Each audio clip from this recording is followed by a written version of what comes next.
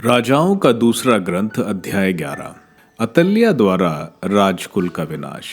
जब अहज्याह की माता अतल्याह ने देखा कि उसका पुत्र मर गया है तो वह समस्त राजकुल का विनाश करने लगी।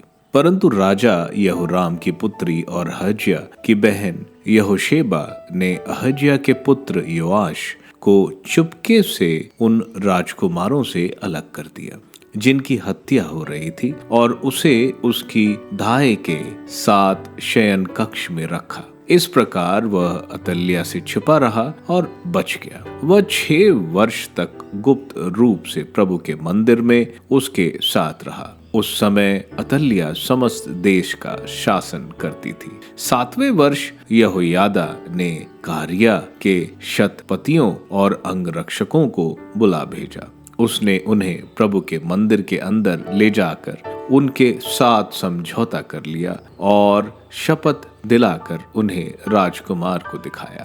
तब उसने उन्हें आदेश दिया, तुम्हें यह करना होगा, तुम में से जो लोग विश्राम दिवस पर काम पर जाते हैं उनमें 1/3 राजभवन की रक्षा करते हैं, 1/3 सूर नामक फाटक पर तैनात हैं और 1/3 अंगरक्षकों के पीछे फाटक पर तैनात हैं। तुम मंदिर के प्रवेश पर पहरा दोगे। तुम्हारे 2 दल जो विश्राम दिवस पर कार्य मुक्त होंगे प्रभु के मंदिर में राजा के पास रहेंगे। तुम शस्त्र सज्जित होकर राजा के चारों ओर उनकी रक्षा करोगे। जो व्यक्ति तुम्हारा घेरा पार करना चाहेगा उसे मार दिया जाएगा। राजा जहां कहीं जाएगा वहां तुम भी उनके निकट रहोगे। शतपतियों ने याजक यहोयादा के आदेश का पूरा पालन किया। प्रत्येक व्यक्ति अपने आदमियों को जो विश्राम दिवस पर पहरे से छूट गए और जो विश्राम दिवस पर पहरे पर आए थे, दोनों को लेकर याजक यहोयादा के पास आया।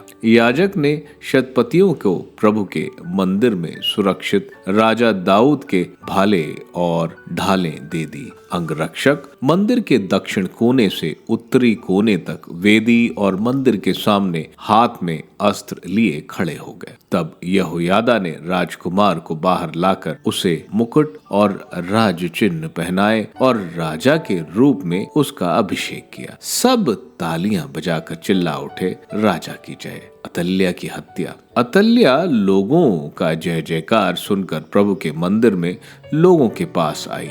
उसने देखा कि राजा प्रथा के अनुसार सेनापतियों और तुरही बजाने वालों के साथ मंच पर खड़ा है। देश भर के लोग आनंद मना रहे हैं और तुरहियां बजा रहे हैं। इस पर अतल्याह अपने वस्त्र फाड़कर चिल्ला उठी, यह राजद्रोह है, राजद्रोह है। याजक यहोयादा ने सेना के शतपतियों से कहा, उसे बाहर ले जाओ। जो उसके साथ जाए उसे तलवार के घाट उतार दो, क्योंकि याजक ने कहा था कि प्रभु के मंदिर में उसका वध नहीं किया जा सकता है। वह उसे पकड़कर अश्व फाटक से होकर राजमहल ले गए। वहां उसका वध कर दिया गया। राज सिंहासन पर योआश। जब यहोयादा ने प्रभु, राजा और जनता के बीच एक ऐसा विधान निर्धारित किया जिससे जनता फिर प्रभु की प्रजा बन जाए, इसके बाद देश भर के लोगों ने बाल के मंदिर जाकर उसे नष्ट कर दिया। उन्होंने वेदियों और मूर्तियों के टुकड़े टुकड़े कर दिए और बाल के पुरोहित मत्तान को वेदियों के सामने मार डाला। याजक ने प्रभु के मंदिर पर पहरा बिठा दिया। इसके बाद उसने शतपतियों, कारियों, अंगरक्षकों और देश के सब लोगों को बुलवाया और वे राजा को प्रभु के मंदिर से नीचे ले जाकर अंगरक्षकों के द्वार से होते हुए राजमहल ले गए। वहां राजा राजकीय सिंहासन पर विराजमान हुआ। देश भर के लोग आनंदित थे और नगर फिर शांत हो गया। अतल्याह को राजमहल में तलवार के घाट उतारा गया था।